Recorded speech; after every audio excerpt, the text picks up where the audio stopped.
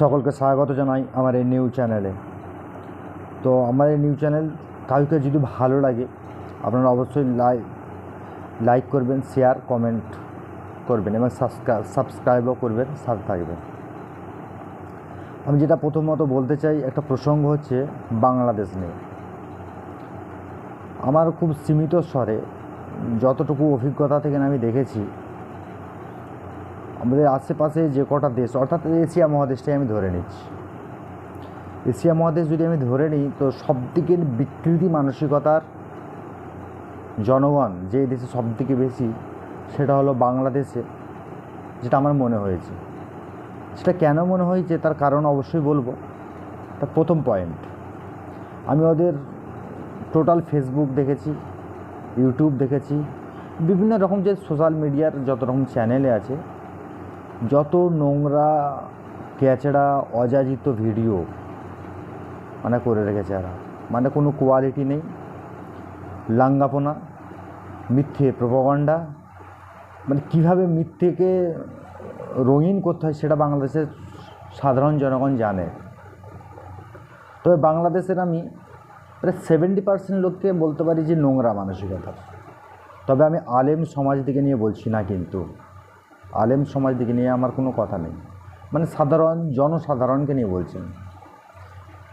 বিশেষ করে যারা ইউটিউব ফেসবুকে বেশিরভাগ থাকে, দেখবেন প্রথমত হচ্ছে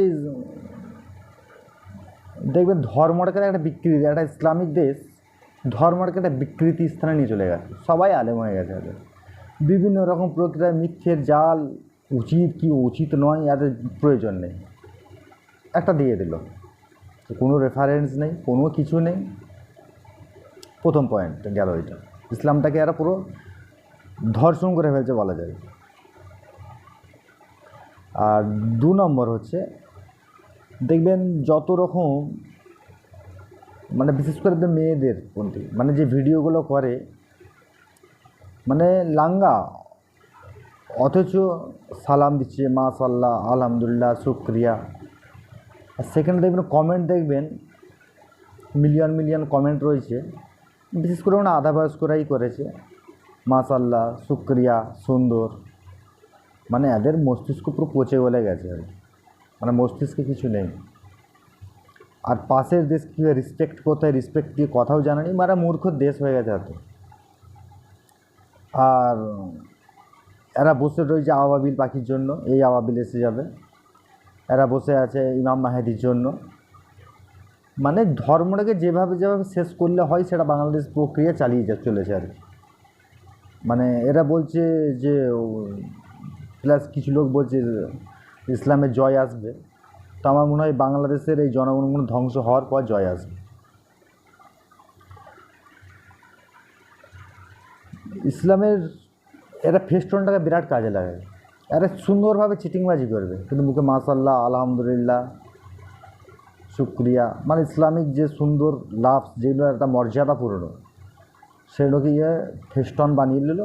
কিন্তু ভিতরের ক্যারেক্টারটা এরা ঠিক সময় মতো বুঝিয়ে দেবে যারা কত বড় চিটিংবাজ। এর ফলে পুরো ইসলামটাকেই এরা বদনামের ভাগিদার করে দিচ্ছে।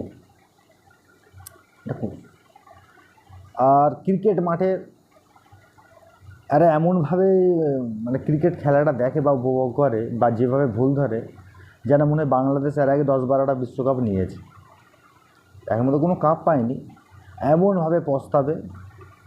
আর যত বিশ্বের ক্রিকেট বোর্ড আছে, কোনো দেশের দর্শককে আমি দেখিনি যে এইভাবে নিখুঁত করে ভুল তুলে এনে ভুল দেখানো। তারা দেখেছে ক্রিকেট ভুল ঠিকের মাঝেই খেলা হয়, যেটা রেজাল্ট সেটা মেনে নিতে হয়।